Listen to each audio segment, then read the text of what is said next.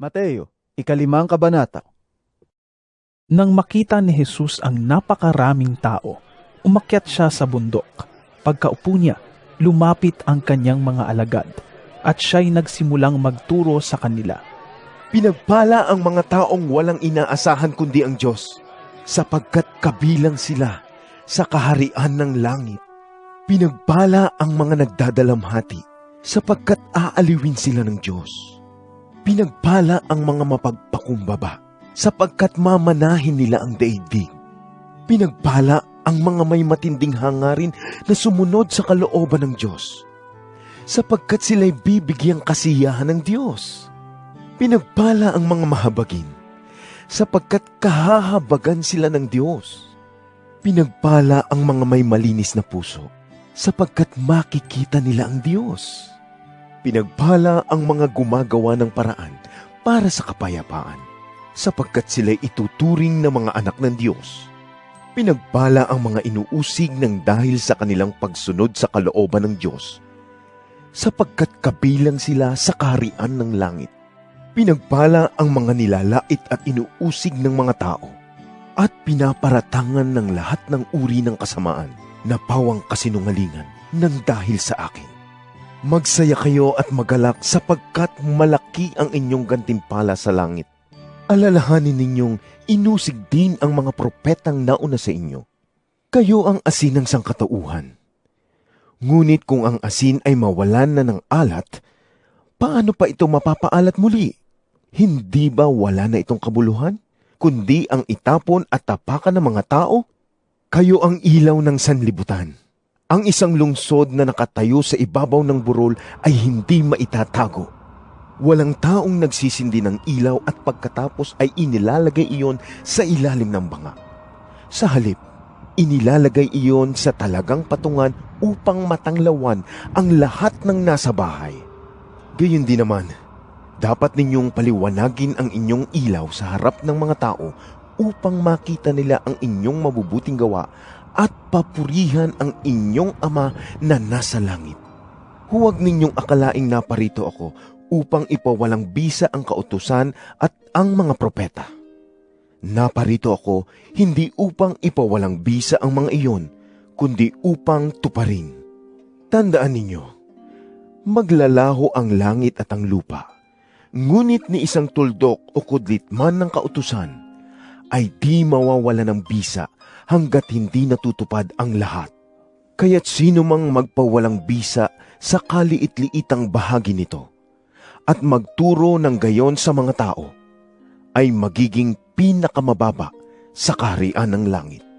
Ngunit ang sumusunod sa kautusan at nagtuturo sa mga tao na tuparin iyon, ay magiging dakila sa kaharian ng langit.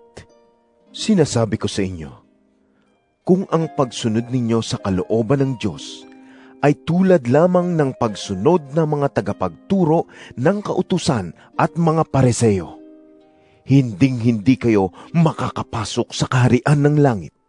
Narinig ninyo na sinabi sa inyong mga ninuno, huwag kang papatay.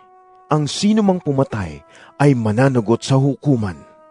Ngunit sinasabi ko naman sa inyo, ang sino mang napupuot sa kanyang kapatid ay mananagot sa hukuman. Ang humahamak sa kanyang kapatid ay mananagot sa kataas-taasang kapulungan ng mga Hudyo. At sino mang magsabi sa kanyang kapatid, ulul ka, ay manganganib na maparusahan sa apoy ng impyerno. Kaya't kung mag-aalay ka ng handog sa dambana para sa Diyos at naalala mong may sama ng loob sa iyo ang iyong kapatid, iwan mo muna ang iyong handog sa harap ng dambana at makipagkasundo ka sa kanya. Pagkatapos, magbalik ka at maghandog sa Diyos. Kung may ibig magsakdal sa iyo, makipag-ayos ka agad sa kanya bago makarating sa hukuman ang inyong kaso. Kung hindi, ay dadalhin ka niya sa hukom at ibibigay ka nito sa tanod at ikukulong ka naman sa bilangguan. Tandaan mo, hindi ka makakalabas doon hanggat hindi mo nababayaran ang kahuli-hulihang barya na dapat mong bayaran. Narinig ninyong sinabi, huwag kang mangangalunya. Ngunit sinasabi ko sa inyo, Ang sino mang tumingin sa isang babae ng may pagnanasa ay nangangalunya sa babaeng iyon sa kanyang puso. Kung ang kanang mata mo ay nagiging sanhi ng iyong pagkakasala, dukitin mo ito at itapon. Mabuti pang mawalan ka ng isang bahagi ng iyong katawan kaysa ang buo mong katawan ang itapon sa impyerno. Kung ang iyong kanang kamay naman ay nagiging sanhi ng iyong pagkakasala, putulin mo ito at itapon. Mabuti pang mawalan ka ng isang bahagi ng iyong katawan kaysa ang buo mong katawan ang itapon sa impyerno. Sinabi rin naman, kapag makikipaghiwalay ang isang lalaki sa kanyang asawa, ito'y dapat niyang bigyan ng kasulatan ng paghihiwalay. Ngunit sinasabi ko sa inyo, kapag nakipaghiwalay ang isang lalaki sa kanyang asawa, maliban kung ito ay nakikiapid, itinutulak niya ang kanyang asawa sa pangangalunya. At sino mang makipag-asawa sa babaeng hiniwalayan ay nagkakasala rin ng pangangalunya.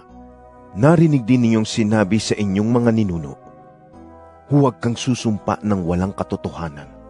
Sa halip, tuparin mo ang iyong sinumpaang panata sa Panginoon. Ngunit sinasabi ko sa inyo, huwag kayong manunumpa kapag kayo'y nangangako.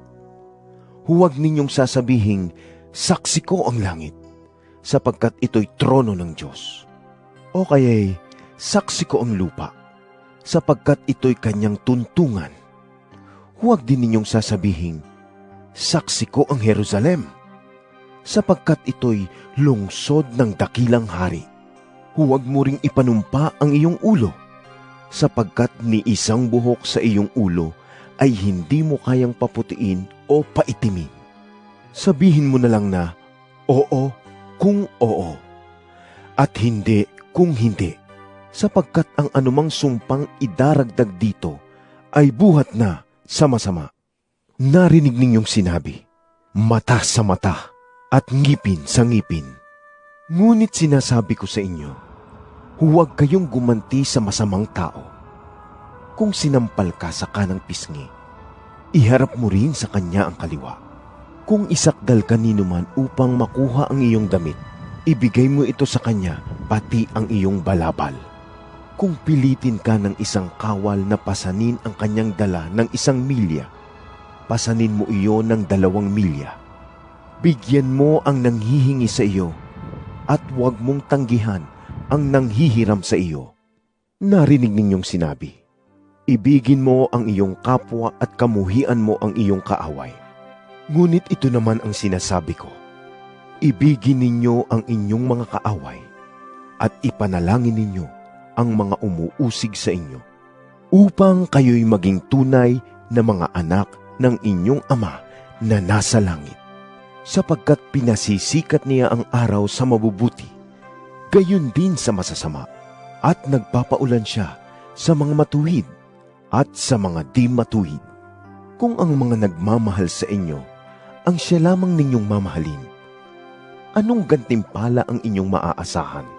Hindi ba't ginagawa rin iyan ng mga maniningil ng buwis? At kung ang mga kapatid lamang ninyo ang inyong binabati, ano ang ginagawa ninyong higit kaysa iba? Hindi ba't ginagawa rin iyan ng mga hintil? Kaya maging ganap kayo, gaya ng inyong Ama na nasa langit. Mateo,